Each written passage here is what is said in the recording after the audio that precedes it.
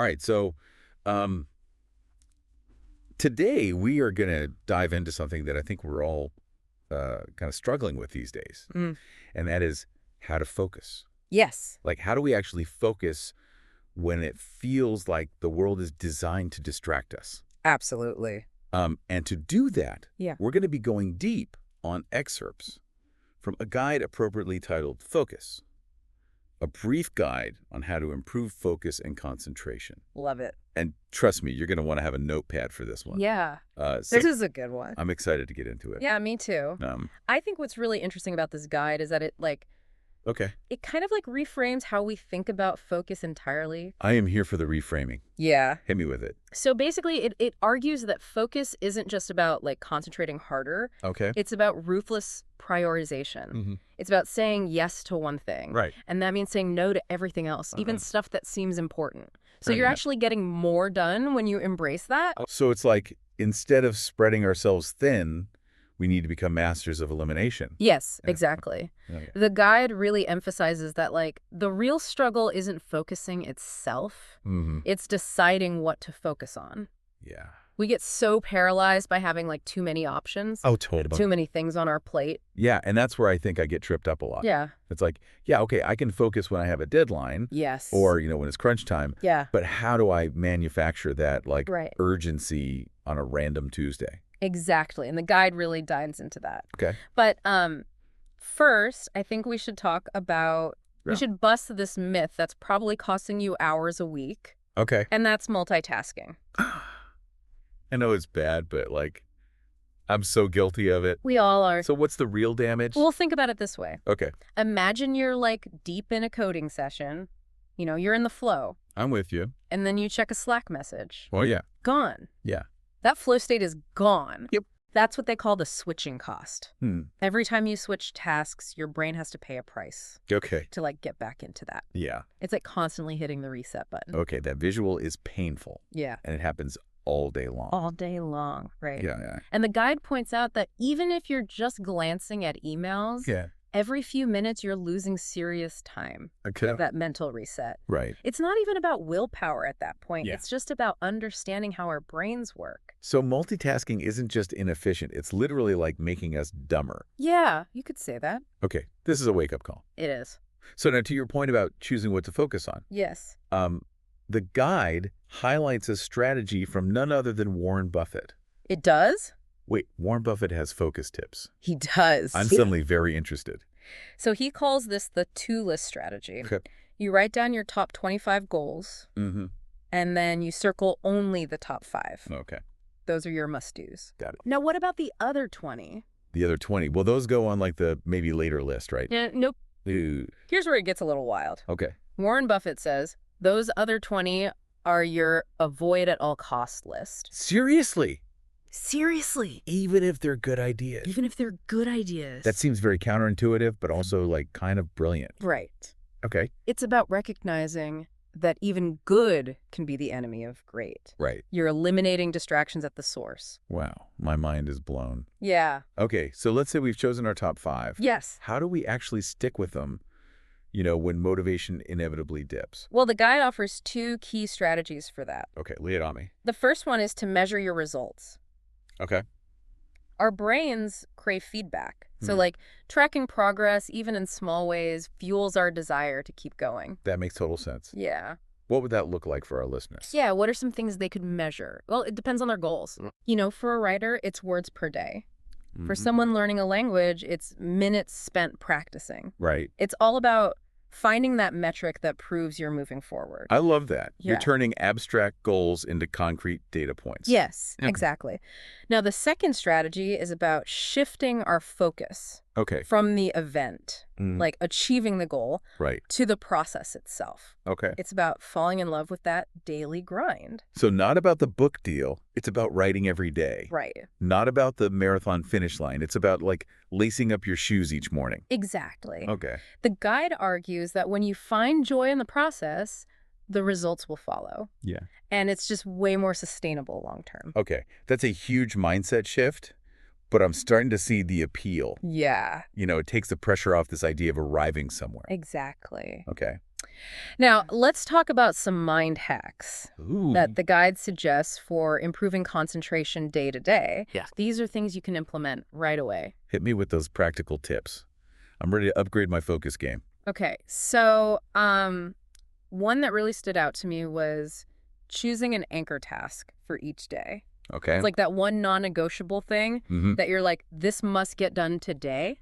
Oh, so it's like picking your top priority and then like building your day around it. Exactly. Yeah. That focus on one like key task just helps guide all your other decisions. That's interesting because then it makes it harder to get sidetracked by like the less important things.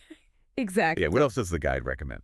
Another good one is managing your energy, not just your time. You know, we all have those peak focus times. Right. So the idea is to schedule your most demanding work for like those slots. That is so smart because I definitely have that like midday slump Yes. where even like emails feel hard. Right. So I should save those like mindless tasks for those. Exactly. Work with your natural rhythms, you Yeah. know, not against them. And this one is almost like a universal recommendation now.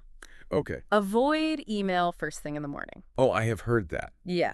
but I've never fully committed to it. Yeah. Why is it so crucial? Because starting your day by like reacting to other people's agendas is just a recipe for distraction. Yeah. You know, give yourself some time to focus on your priorities Right. before the inbox onslaught. Okay, that makes a lot of sense. Yeah. It's like you're setting the tone for the whole day. Yeah, exactly.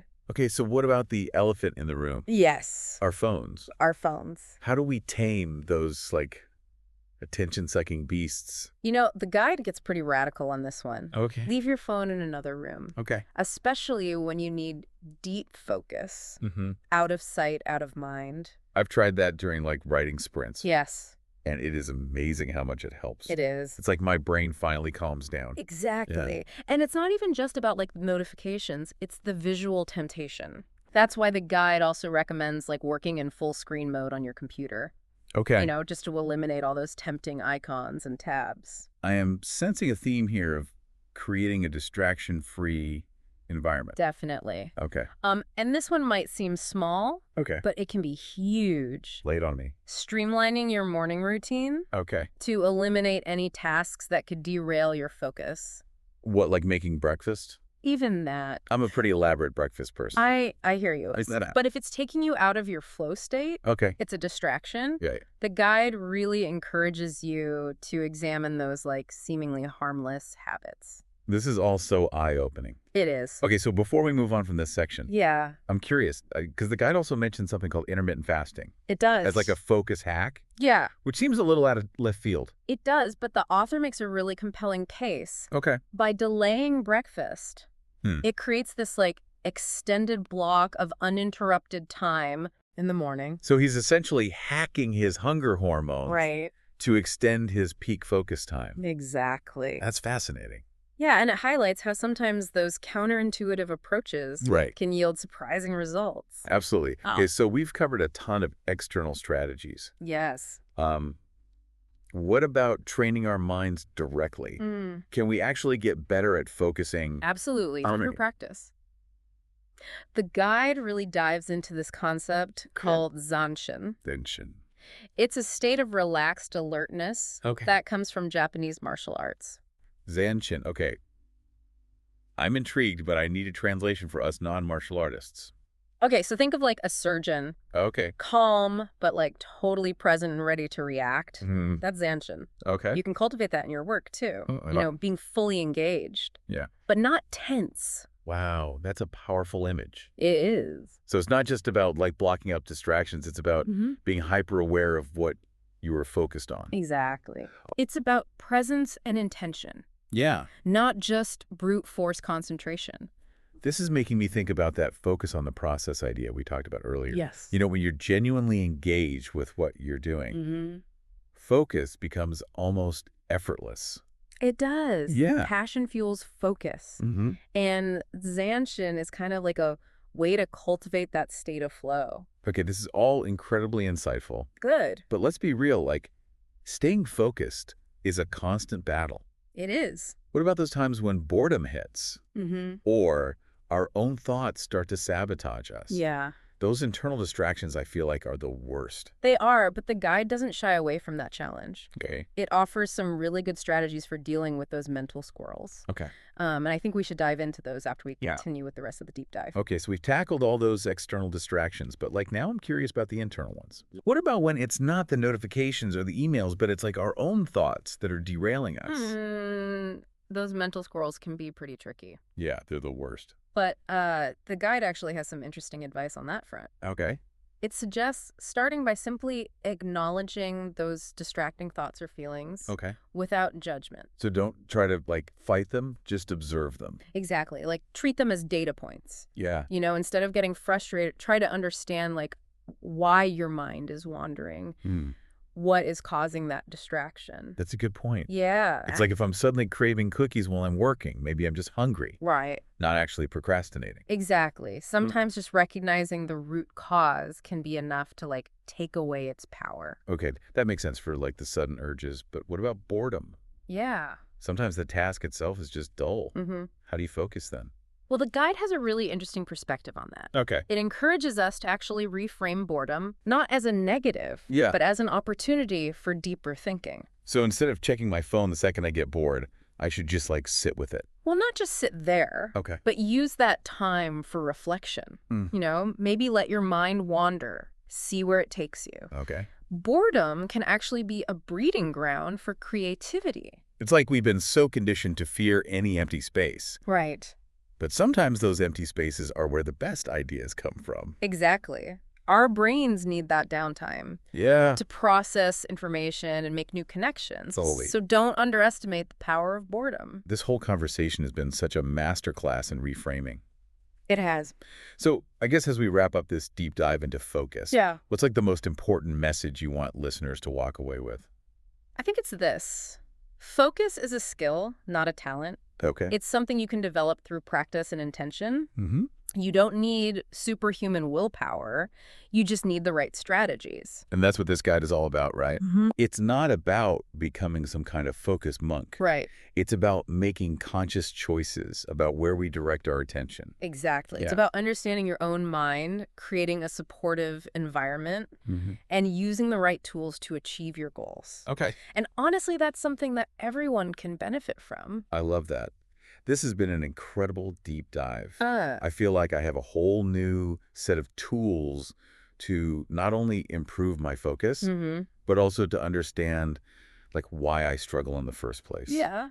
So thank you. You're welcome. And to our listeners, we'd love to hear what works for you. Yes. But for now, we are signing off.